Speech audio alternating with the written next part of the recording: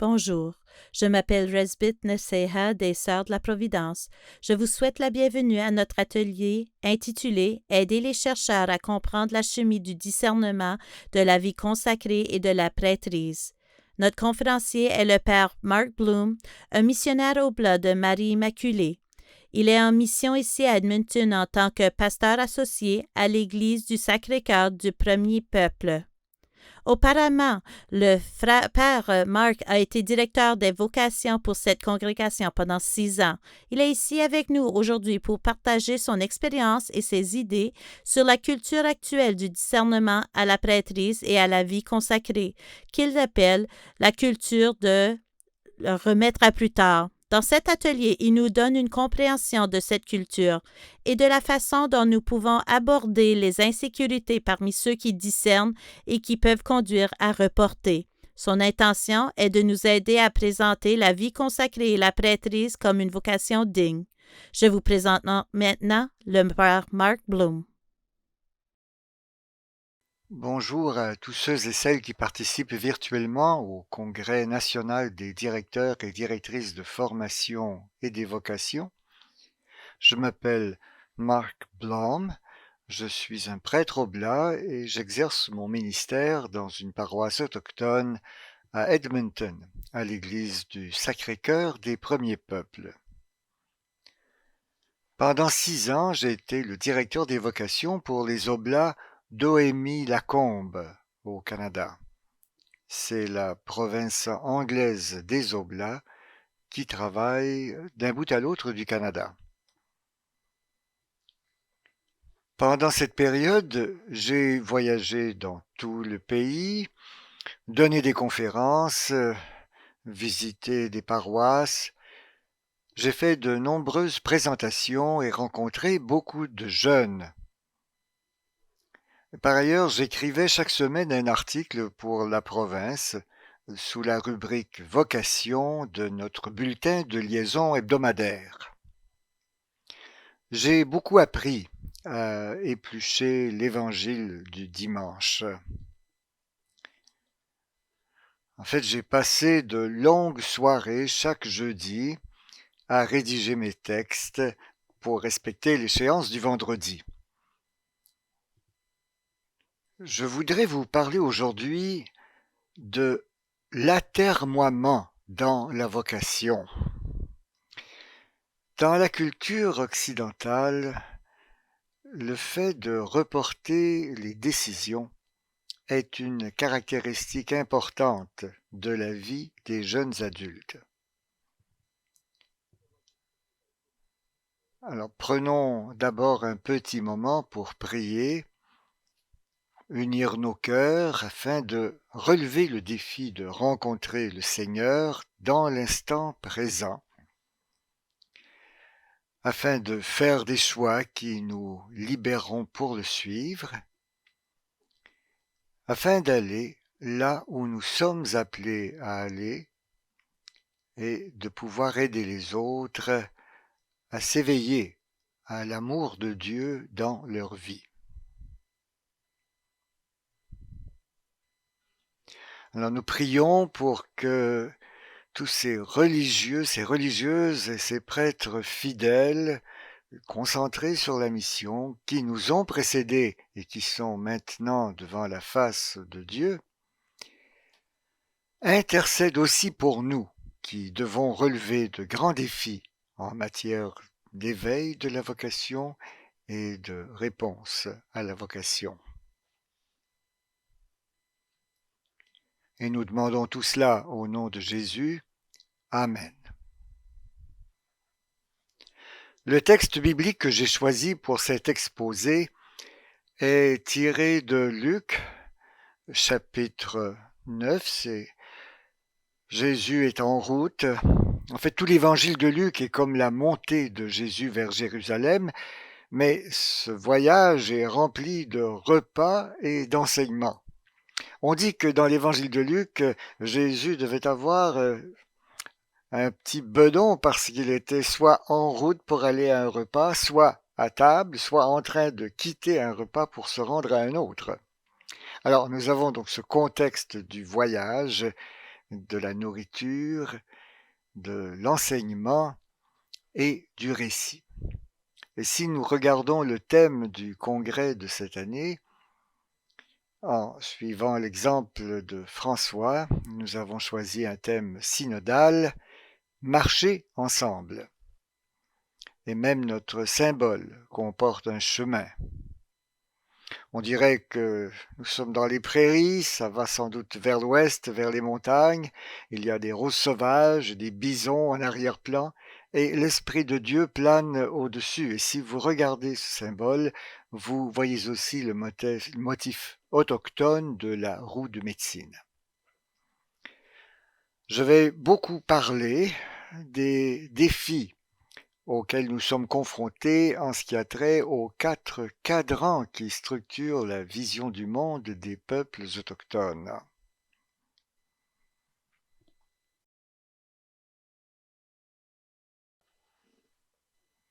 Donc pour l'écriture qui guidera la présentation ici, je vais d'abord en faire la lecture à haute voix, tirée de l'Évangile de Luc, chapitre 9. En cours de route, un homme dit à Jésus, « Je te suivrai partout où tu iras. » Jésus lui déclara, « Les renards ont des terriers, les oiseaux du ciel ont des nids, mais le Fils de l'homme n'a pas d'endroit où reposer la tête. » Il dit à un autre, « Suis-moi. » L'homme répondit, « Seigneur, permets-moi d'aller d'abord enterrer mon père. » Mais Jésus répliqua, « Laisse les morts enterrer leurs morts. Toi, pars et annonce le règne de Dieu. » Un autre encore lui dit, « Je te suivrai, Seigneur, mais laisse-moi d'abord faire mes adieux aux gens de ma maison. » Jésus lui répondit, « Quiconque met la main à la charrue puis regarde en arrière n'est pas fait pour le royaume de Dieu. » Alors, nous pouvons considérer que ce sont là les grandes excuses. Et les deux dernières comportent toutes deux le même élément. « Seigneur, laisse-moi d'abord aller m'occuper d'autre chose. » Bon, il y a longtemps que nous savons, le message de Jésus, c'est qu'il faut toujours chercher d'abord le royaume et que tout le reste se mettra en place par la suite. Donc ce que nous voyons ici, c'est donc une dramatisation évangélique de personnes qui insistent pour donner la priorité à autre chose. Et avant qu'on en prenne vraiment conscience, bon, il y aura une autre distraction, une autre interruption, et vous aurez eu tout le temps d'oublier ce que Dieu vous appelle à faire. Donc toutes et tous, nous procrastinons, nous remettons à plus tard, nous le faisons tous. Et la meilleure façon d'affronter cette culture de l'atermoiement à notre époque, c'est probablement de comprendre vraiment comment et pourquoi nous le faisons. Parce qu'une fois qu'on aura compris ça, on aura acquis cette sagesse, nous aurons l'assurance et la compétence nécessaires pour guider quelqu'un d'autre dans son atermoiement. Donc notre prochaine diapositive représente la division de base de la réalité.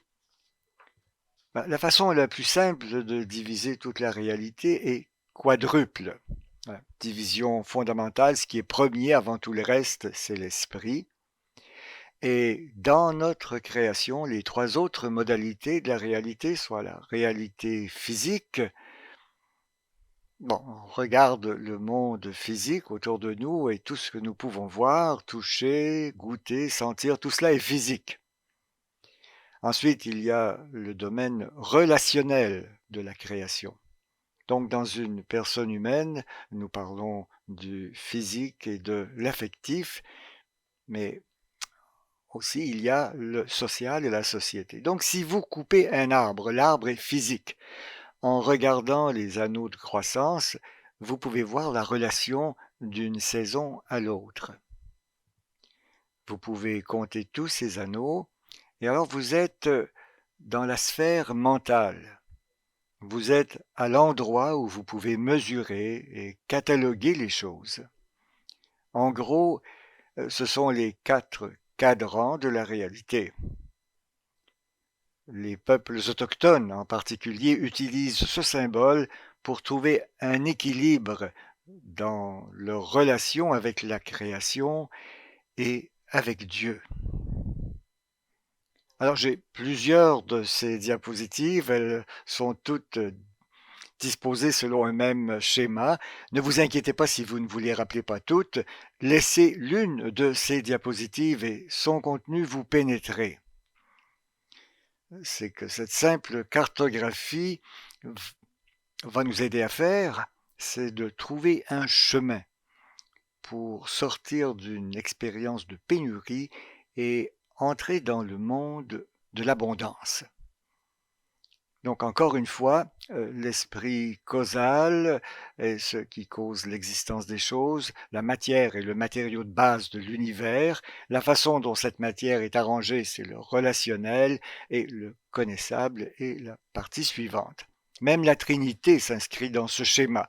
Le Père est la plateforme, la base de tout. Le Saint-Esprit est l'élément le plus relationnel de Dieu, et Jésus est la parole du Père, le Verbe. Voilà comment Dieu s'inscrit dans tout cela.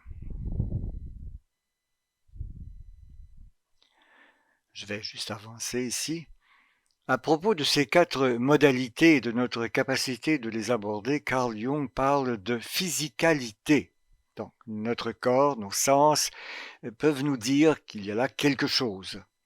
L'esprit nous dit ce que c'est et notre cœur nous dit si cela nous convient ou pas. Est-ce que cela nous plaît? Est-ce que j'accepte la chose ou est-ce que je la rejette? Notre faculté spirituelle, elle nous dit d'où ça vient et où ça va. Voilà pour la vue d'ensemble. Maintenant, si on va un peu plus dans le détail, la petite image par laquelle commence chacun d'entre nous lorsque nous sommes créés, bien, c'est que nous sommes juste cette toute petite créature. Nous sommes probablement plus esprit que corps à ce moment-là, mais c'est dans ce tout premier moment que nous avons le souvenir le plus profond de notre union à Dieu. Et alors que nous flottons dans ce petit paradis, nous avons un cerveau qui commence à se développer. Mais ce cerveau ne pense pas, mais néanmoins, il est conscient. Alors, qu'est-ce qui se passe à ce moment-là? Bien, notre expérience primaire est simplement cela, l'expérience d'être. Nous existons. Et la dimension physique de notre simple existence, c'est la conscience.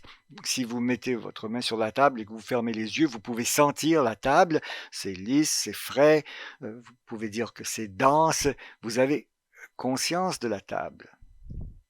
Le moment suivant, dans l'expérience de l'être, c'est la conscience de soi. Vous devenez conscient que vous existez. Bon, cette table existe, et ensuite, vous prenez conscience de la bonne relation entre les choses et vous. Et cela entraîne l'expérience de la béatitude, du bonheur ou du contentement.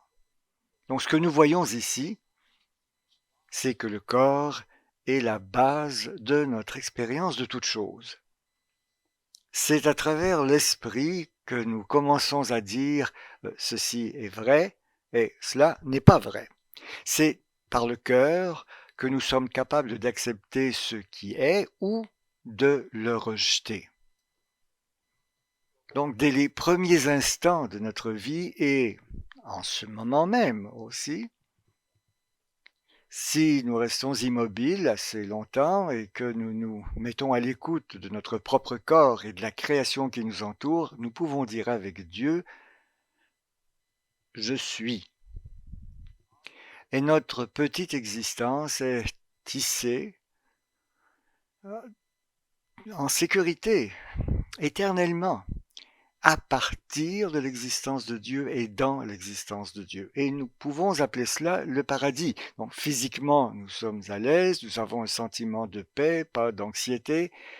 Et quand ces différents éléments sont réunis, c'est la félicité. Donc à ce moment, nous sommes dans notre propre petit paradis. Mais alors, quand vient le temps de quitter ce petit paradis, chacun d'entre nous est soudain soumis à un certain stress. On a l'impression d'être compressé à mort. Quelqu'un d'autre s'empare de nos jambes, on nous tire. On n'est pas sûr qu'on va s'en sortir. On pense qu'on va peut-être mourir. Et nous sommes amenés dans ce monde, il y a des lumières éblouissantes, des gens qui crient et hurlent. Notre première pensée est probablement de nous demander pourquoi est-ce que ça m'arrive, à moi, tout ça.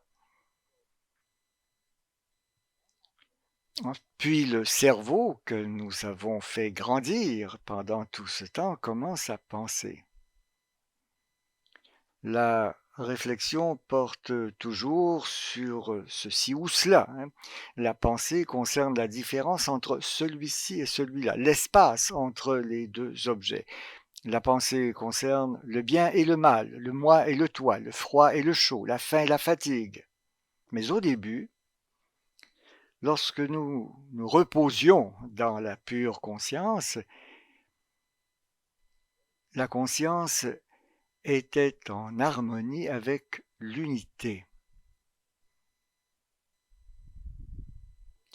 La conscience est en harmonie avec l'un. Et la pensée est en harmonie avec la multitude. Les deux, la conscience, la pensée, sont essentielles. Toutes les deux sont importantes, mais c'est à partir de notre conscience de l'unité et du sentiment de notre lien à toute chose que naît en nous l'expérience de l'abondance. Et l'expérience du sentiment de pénurie et de ce qui m'inquiète ou de ce qui, tout cela provient de la pensée et s'accroît avec le surraisonnement. Donc la petite créature, notre petite image de nous-mêmes, fondamentalement ce que le corps veut dans la vie, c'est ce qui est bon. Ce à quoi le cœur aspire, c'est une relation juste. Et ce à quoi l'esprit aspire, c'est ce qui est vrai, ce qui va me sécuriser. Mais lorsque nous ne connaissons pas la vérité, la peur et l'anxiété polluent notre faculté mentale. Lorsque nous n'avons pas l'impression d'être dans la bonne relation, nous commençons à penser que nous en sommes indignes, que nous avons fait une erreur, que c'est notre faute. Et nous commençons à avoir honte. Lorsque nous n'obtenons pas ce qui est bon dans la vie, l'émotion de base qui en résulte est la colère. L'irritabilité est l'un des tout premiers signes de vie chez une créature vivante. Alors, ça, c'est l'expérience du désert ou de la nature sauvage. Alors, nous allons voir qu'il existe un parallèle avec la première histoire de l'humanité. Ensuite, nous allons voir comment l'histoire de l'humanité de Jésus est la voie, le chemin qui conduit vers le renouvellement de notre humanité dans le Christ. Donc si vous lisez Genèse 3, 1 à 13, Adam et Ève sont dans le paradis, ils ont tout ce dont ils ont besoin, ils ont un lien intime avec Dieu, et pourtant arrive un moment où, même au paradis, on peut commencer à ressentir de l'insatisfaction, du mécontentement. Le serpent arrive et il est le plus rusé. Et quand il parle à la femme, il l'interroge sur les fruits et les arbres. Et la femme dit, non, non, nous pouvons manger n'importe quoi dans le jardin, mais si nous mangeons du fruit de l'arbre au centre du jardin, nous allons mourir. Et le serpent, mais non, vous ne mourrez pas. Alors nous retrouvons ici nos 4 cadrans. Alors, la femme est dans le jardin. Adam, lui, n'est pas en scène. Et c'est probablement un signe que lorsque la communication commence à se rompre entre les gens, ce n'est qu'une question de temps avant que d'autres choses commencent à s'effilocher.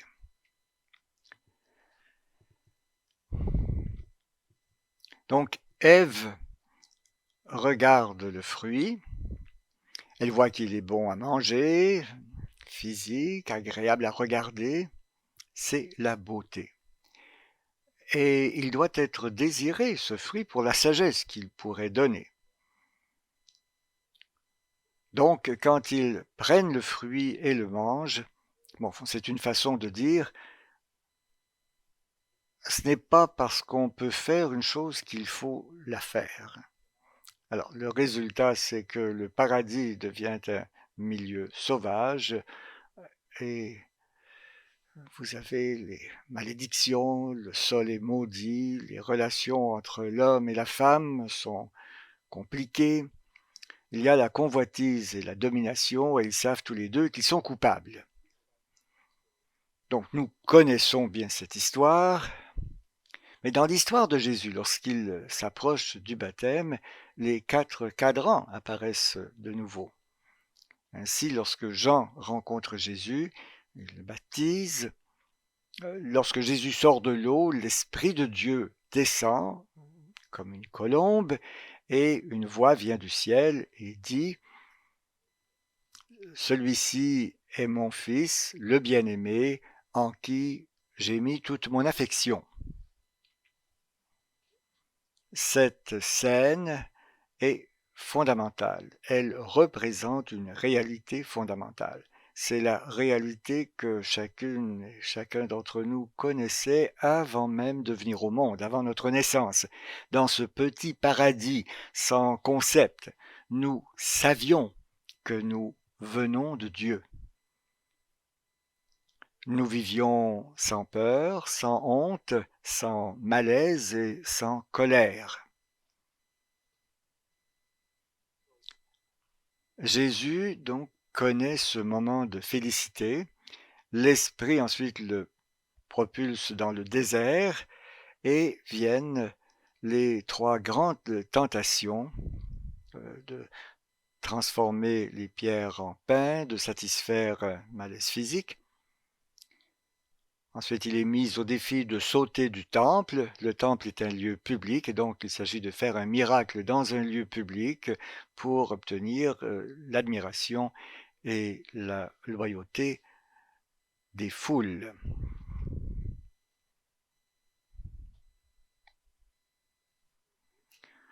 Cela représente les tentations socio-affectives.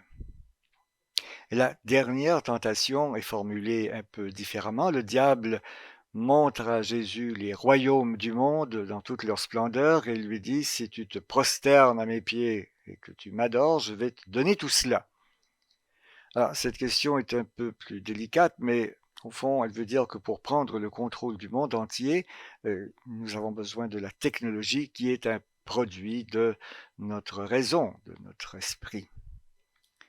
Si donc pour obtenir le pouvoir et le contrôle sur le monde entier, on peut le faire par son propre esprit, donc sans Dieu, c'est la même chose que d'adorer le diable. C'est un point très important ici, regardez bien, ces tentations, donc les 3, sont précédées d'une tentation plus fondamentale encore. La toute première tentation de Jésus, et la toute première tentation que connaît chacune et chacun de nous, c'est de douter que nous sommes l'enfant bien-aimé de Dieu.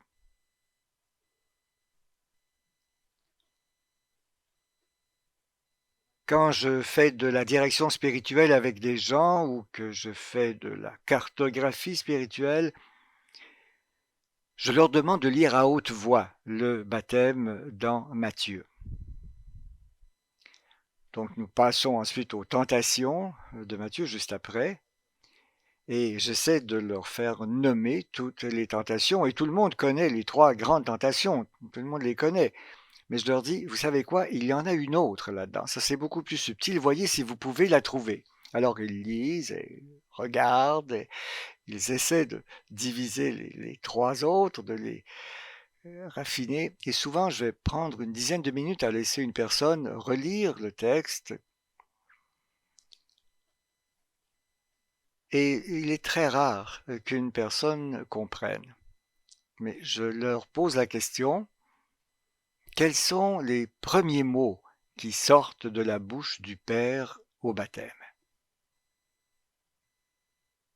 Alors, si vous lisez cela, voyez ici dans le cadran blanc, une voix vient du ciel, celui-ci est mon fils. Et cette même voix dit à chacune et chacun de nous: tu es mon fils, ma fille, tu es mon bien-aimé. Et alors je dis à la personne devant moi quels sont les premiers mots qui sortent de la bouche du diable dans le désert. Si tu es le Fils de Dieu. Alors le petit mot si tu es le Fils de Dieu représente le doute que chaque personne traverse entre le moment où elle est heureuse dans le sein maternel et celui où elle se trouve projetée dans le monde avec ses hauts et ses bas, ses déceptions, ses ombres, ses confusions, ses délices et ses bénédictions aussi.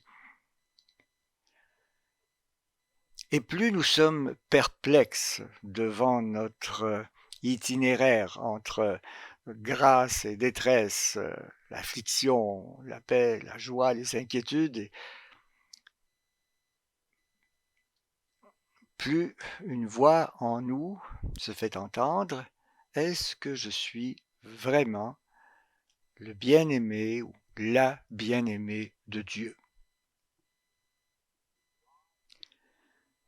Dieu peut-il permettre que ce qui m'arrive arrive à sa bien-aimée? Et chacun de nous a une partie de sa conscience de soi qui remet continuellement en question sa relation à Dieu en fonction des hauts et des bas de son expérience.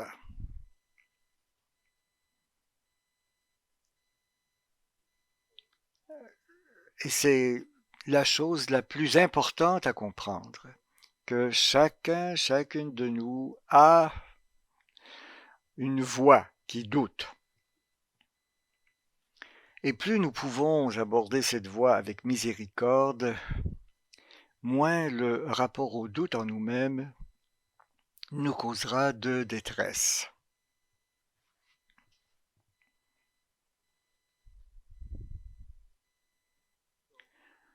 Le doute, en fait, même dans les traditions orientales, quand une jeune personne se présente dans une communauté monastique, zen ou bouddhiste, c'est souvent la responsabilité du maître que d'induire le doute, le grand doute dans le candidat. Alors vous vous présentez avec vos prières, vous savez comment vous incliner, vos cheveux sont plus courts que ceux de tous les autres et vous pensez que là vous êtes quelqu'un.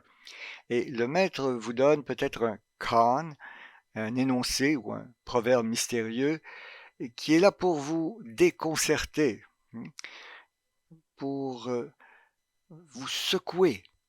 Et vous êtes appelé à vous demander si votre sécurité se fonde sur la façon dont vous faites les choses ou est-ce que votre sécurité se base sur votre lien à toute la création et à son créateur. Enfin, j'espère que ce n'est pas trop abstrait, mais là où nous voulons en venir, c'est au cœur de nos difficultés avec la pénurie. Parce que c'est de la pénurie, du sentiment de pénurie et du doute que naît notre pratique de l'atermoiement.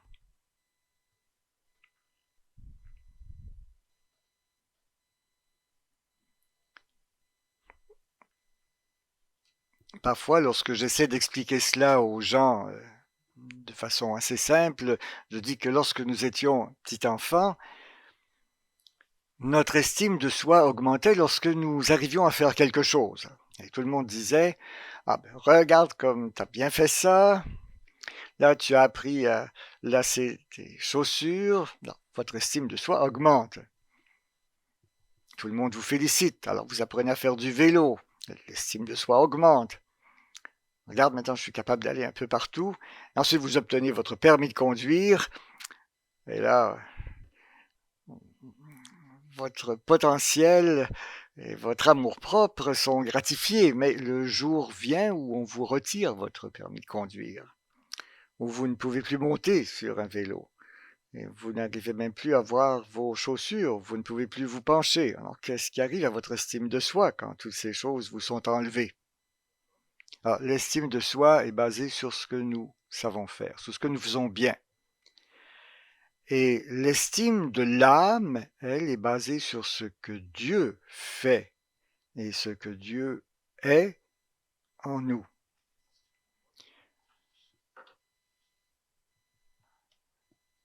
L'estime de soi est basée sur ce que nous faisons bien et l'estime de l'âme est basée sur ce que Dieu fait et est pour nous. Alors, l'estime de l'âme est basée sur l'amour et la miséricorde divine pour nous. Et cela ne fait jamais défaut, cela n'échoue jamais. C'est éternel. Et plus nous arrivons à nous imprégner de la miséricorde divine, moins les échecs et les scandales de la vie nous dérangent et nous troublent. On peut se repentir plus facilement de ses erreurs et de ses péchés. Donc l'estime de l'âme est donc comme cette douce marée d'amour qui nous submerge et emporte ce qui ne nous sert plus. Et ce qui reste, c'est un cœur plus grand. Donc pour nos facultés qui sont polluées par la colère, la honte et la peur, l'Esprit Saint est le don de l'Esprit. Le baptême et la grâce sanctifiante, pour nos esprits qui sont chargés de la pollution, de la peur et de l'anxiété, il y a la foi. Il y a un Dieu qui est bon et qui nous aime. Alors, pour nos cœurs qui ont besoin de relations, il y a l'espérance. L'espérance est peut-être mieux exprimée, donc en tout cas en anglais, par le mot trust, le mot confiance.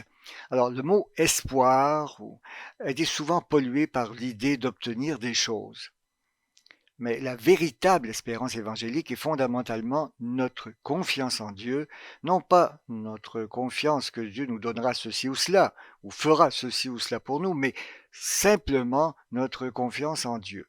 Quand la charité ou l'amour s'exprime le mieux lorsque Jésus fait le don de son corps sur la croix. Et son corps est le plus grand acte d'amour que l'univers ait jamais connu.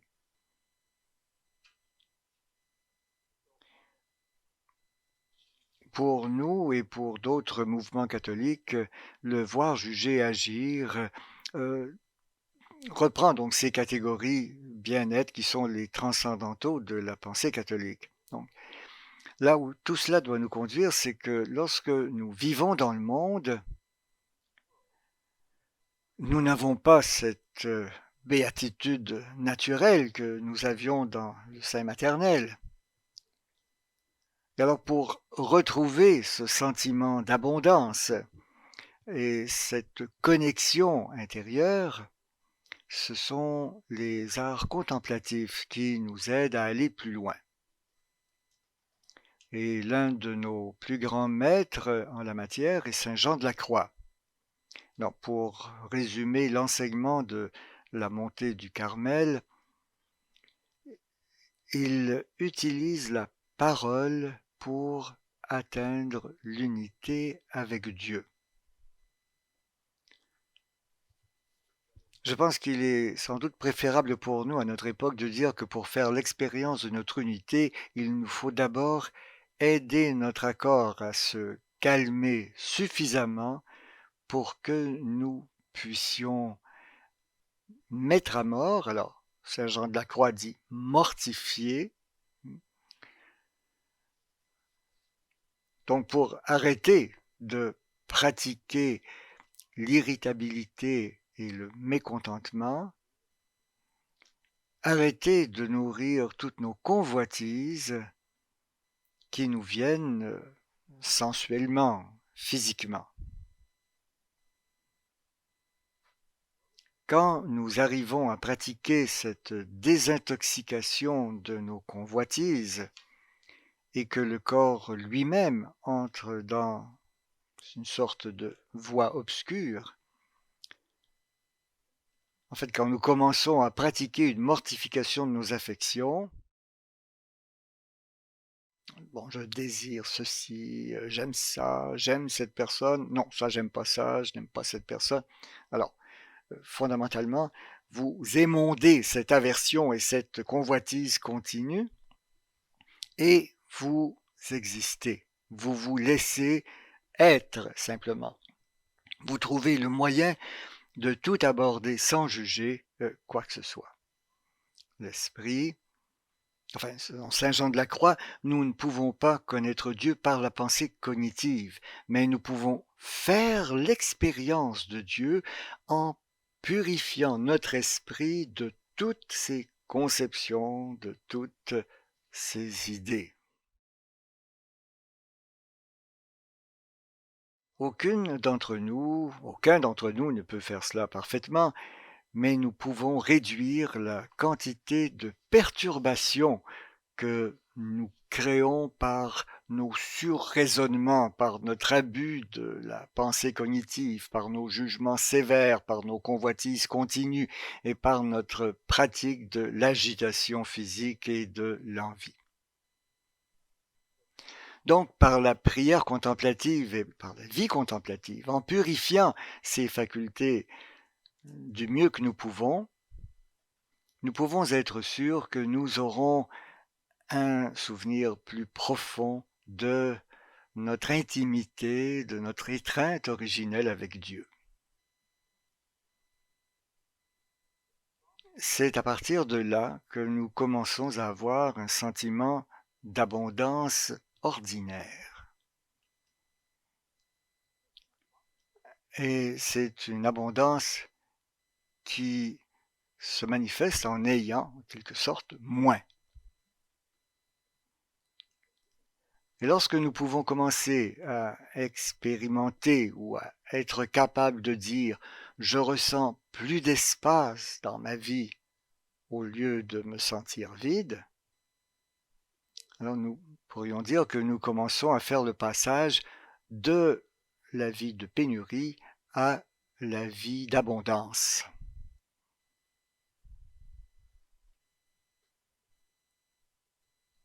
Plus nous arrivons à éliminer la pollution en nous, la pollution cognitive ou affective ou instinctive et l'agitation, plus l'abondance simple surgit autour de nous.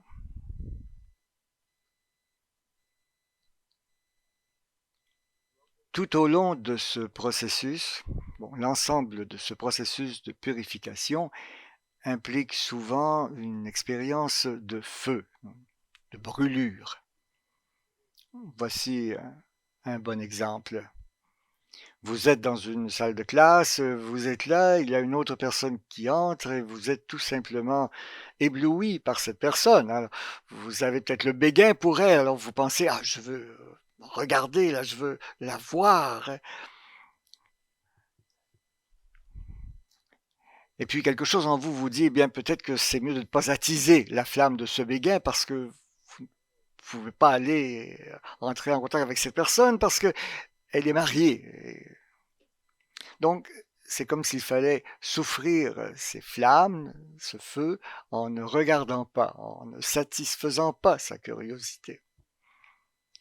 Et si vous souffrez doucement cette expérience donc de brûlure, progressivement, ce feu va vous purifier, va vous nettoyer.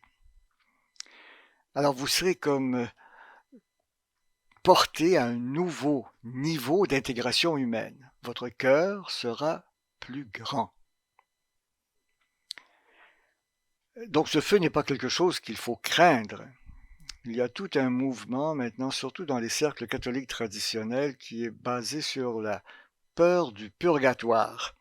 Alors des livres donc sur comment sortir du purgatoire. Moi je veux profiter de mon purgatoire parce que chaque moment de brûlure donc, que vous traversez correspond aussi à une grâce, un plaisir correspondant.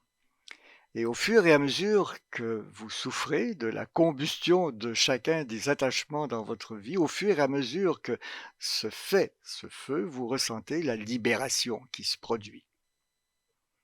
Pensez aux 3 jeunes hommes qui ont été jetés dans la fournaise de feu, et donc ils ont rendu la flamme encore 7 fois plus forte, et pourtant ils se promènent et il y a un ange avec eux.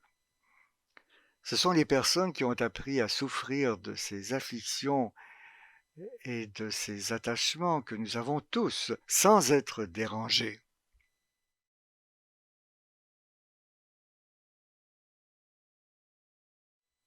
Alors, si une personne, un candidat ou une candidate à la vocation entre dans votre vie et que vous êtes en mesure de l'entraîner à passer à ce mode de vie purgatif, en fait, vous lui apprenez à rencontrer de la manière la plus normale, la plus simple qui soit, ce qu'il veut éviter.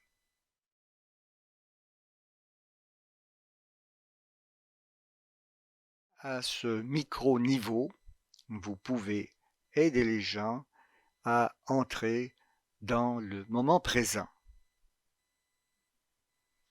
Et le moment présent est le seul endroit où nous sommes aimés de Dieu.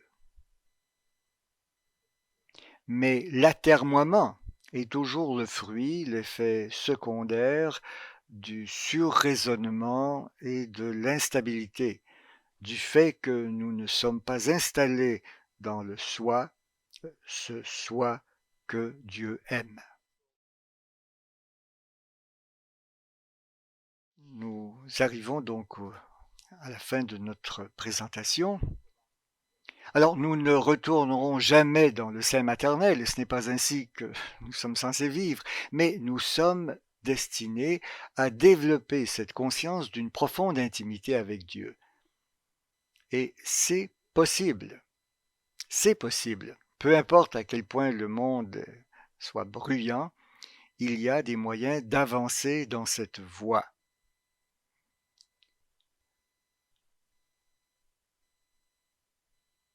Les grands obstacles aujourd'hui pour vos candidates et vos candidats à la vocation sont bien sûr les appareils numériques. Parce qu'aujourd'hui, vous pouvez avoir dans votre main 24 heures sur 24 un appareil qui vous donnera toutes les distractions que vous pouvez désirer.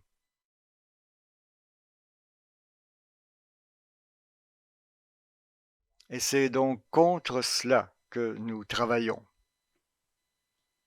Si vous pouvez vraiment nommer cela aux candidats, donc l'ordinateur, les médias sociaux, le téléphone, l'iPad, tous ces trucs, nous vivons dans une époque où les distractions nous sont vendues constamment. Et l'autre grande force de l'atermoiement qui nous amène à reporter à plus tard dans notre monde aujourd'hui, ce sont des choses comme les cartes de crédit et les prêts étudiants. La banque va vous prêter beaucoup d'argent et vous permettra de reporter une décision professionnelle ou un appel vocationnel. Parce que personne, bien sûr, ne se censure.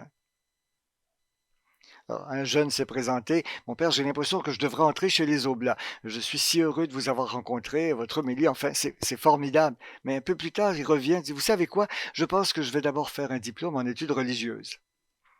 Non, alors vous prenez des prêts étudiants et pendant que vous obtenez votre diplôme en études religieuses, vous savez, mon père, j'ai rencontré quelqu'un.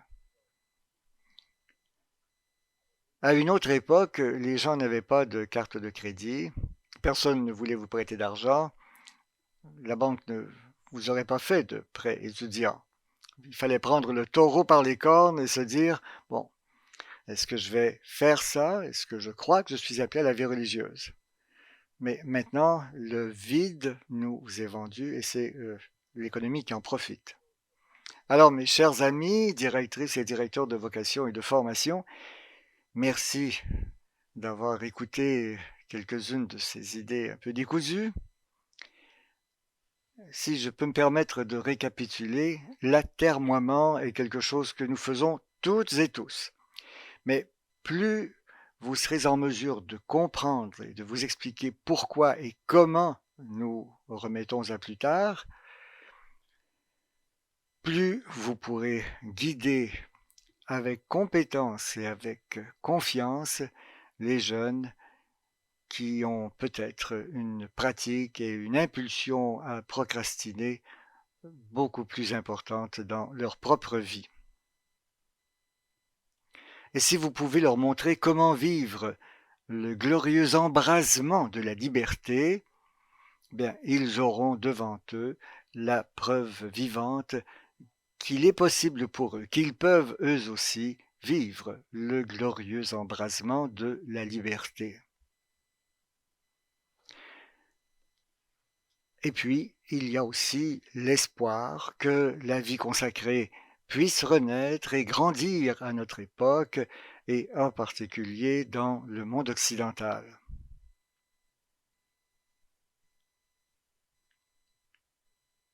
Donc, merci encore pour cette occasion de partager certaines de mes idées. Si vous voulez me joindre, je travaille à l'église Sacré-Cœur des Premiers Peuples à Edmonton. Je suis le père Mark Blom, Oblat de Marie Immaculée. Que Dieu bénisse vos ministères, tout le travail que vous faites et les candidates et les candidats que vous accompagnez.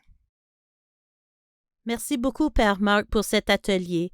En tant que femme en formation initiale, je vous remercie de nous offrir les outils dont nous avons besoin pour notre discernement, puisque ces outils nous aident dans notre cheminement, à la fois en tant que chercheuse et directrice et paramètre de vocation, au nom de NAVFD et du comité de planification du diocèse d'Edmonton, je vous remercie. Et pour notre auditoire, merci beaucoup de vous joindre à nous pour cette séance. Je vous invite à profiter du reste de la conférence.